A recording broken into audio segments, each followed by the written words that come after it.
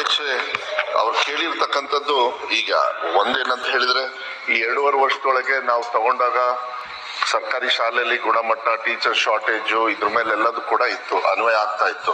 ಯಾವಾಗಲೂ ಕೂಡ ನಾವು ಟೀಚರ್ಸ್ನ ಪರ್ಮನೆಂಟ್ ಟೀಚರ್ಸ್ ತಗೊಳ್ಳಿಲ್ಲ ಅಂದ್ರೆ ನಾವು ಗೆಸ್ಟ್ ಟೀಚರ್ಸ್ನ ಅನಿವಾರ್ಯವಾಗಿ ತಗೊಳ್ಬೇಕು. ಯಾಕಂದ್ರೆ ಪೈಲಪ್ ಆಗ್ಬಿಟ್ಟಿದೆ ಇಷ್ಟು ವರ್ಷ.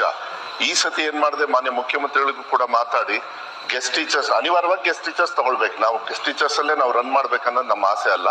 ಒಂದೇ ಸತಿಗೆ ರಿಕ್ರೂಟ್ಮೆಂಟ್ ಮಾಡೋದಕ್ಕೂ ಕೂಡ ಕಷ್ಟ ಆಗ್ತದೆ. ನಾವು ಬಂದ್ಮೇಲೆ ನೀವು 2022ರಲ್ಲಿ ಏನು ನೋಟಿಫಿಕೇಶನ್ ಹೊರಡಿಸಿದ್ರಿ, ನಾವು ಬಂದ್ಮೇಲೆ ಅದು ಸುಪ್ರೀಂ ಕೋರ್ಟ್ ಅಲ್ಲಿ ಒಂದು ಪ್ರಾಬ್ಲಮ್ ಇತ್ತು ಮಾನ್ಯ ಅಧ್ಯಕ್ಷ. ಅದನ್ನೆಲ್ಲದೂ ಕೂಡ ಮಾಡಿ ಈಗ ಸುಮಾರು 13,000 ಟೀಚರ್ಸ್ ರಿಕ್ರೂಟ್ಮೆಂಟ್ ಮಾಡಿದ್ವಿ. ಈ ಹೋದ ವರ್ಷ ಏನ್ ಮಾಡಿದ್ವಿ ಅಂದ್ರೆ, ಈ ವರ್ಷ ಶಾಲೆ ಶುರು ಆಗಕ್ಕಿಂತ ಮುಂಚೆನೆ 51,000 ಗೆಸ್ಟ್ ಟೀಚರ್ಸ್ ನ ತಗೊಂಡ್ವಿ. ಅವರಿಗೆ ಸ್ವಲ್ಪ ಹಣನೂ ಕೂಡ 2,000 ರೂಪಾಯಿ ಕೂಡ ನಾವು ಹೇಳ್ಕೊಂಡಿದ್ವಿ. 51,000 ಟೀಚರ್ಸ್ ಶಾಲೆ ಶುರು ಆಗಕ್ಕಿಂತ ಮುಂಚೆನೆ. ಯಾಕೆಂದ್ರೆ ಗುಣಮಟ್ಟ ಕೊಡ್ಬೇಕಂದ್ರೆ ಅಟ್ಲೀಸ್ಟ್ ಯಾರಾದ್ರೂ ಒಬ್ರು ಟೀಚರೇ ಇರ್ಬೇಕು. ಕೆಲವು ಸತಿ ಟೀಚರ್ನೇ ಇರ್ಲಿಲ್ಲ. ಮುಂಚೆ ಕಂತಲ್ಲಿ ಮಾಡೋರು 15-20,000 ಟೀಚರ್ಸ್, ಅದಾದ್ಮೇಲೆ 20,000. ಅದಕ್ಕೆ ಟೀಚರ್ಸ್ ನ ನಾನು ಕೂಡ ಈಗ ನಿಮ್ಮ ಹತ್ರ ಮಾತಾಡ್ತಿದ್ದಂಗೆನೆ ಮೊನ್ನೆ 7ನೇ ತಾರೀಕು TET ಆಯ್ತು.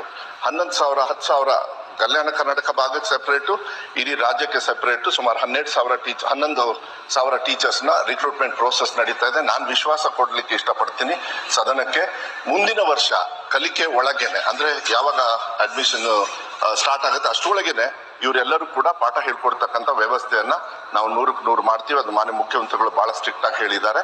ಅದ್ರ ಜೊತೆಗೆ ಅನುದಾನಿತ ಶಾಲೆಯಲ್ಲೂ ಕೂಡ ತೊಂದರೆ ಇದೆ. ಅನುದಾನಿತ ಶಾಲೆಯಲ್ಲೂ ಕೂಡ ಸುಮಾರು 5,900 ಟೀಚರ್ಸ್ ನ ಅವ್ರಿಗೂ ಕೂಡ 2015ರಿಂದ ಆ ಪ್ರಕ್ರಿಯೆಯನ್ನು ಕೂಡ ನಾವು ಶುರು ಮಾಡ್ತಾ ಇದೀವಿ ಮಾನ್ಯ ಅಧ್ಯಕ್ಷರೇ. ಅದಾದ್ಮೇಲೆ BLO ಅವ್ರದ್ದು ಹೇಳಿದ್ರು ಮಾನ್ಯ ಸದಸ್ಯರು, ಅದೇನಾಗ್ತದೆ ಈ ಸರ್ವೆ ಟೈಮಲ್ಲಿ ತಮಗೂ ಗೊತ್ತಿದೆ. ಮೊನ್ನೆ ನಾವು ಸ್ಟೇಟ್ ಸರ್ವೆ ಮಾಡಿದಾಗ್ಲೂ ಅಷ್ಟೇ ನಾನು ಲೆಟ್ರೇ ಬರೆದ್ಬಿಟ್ಟೆ, ಇಲ್ಲ ನಾನು ಯಾವುದೇ ಕಾರಣಕ್ಕೂ ಕೊಡೋದಿಲ್ಲ ಅಂತ. ನನಗೆ ಕಳ್ಸೋದಕ್ಕೆ ಇಷ್ಟ ಇರಲಿಲ್ಲ.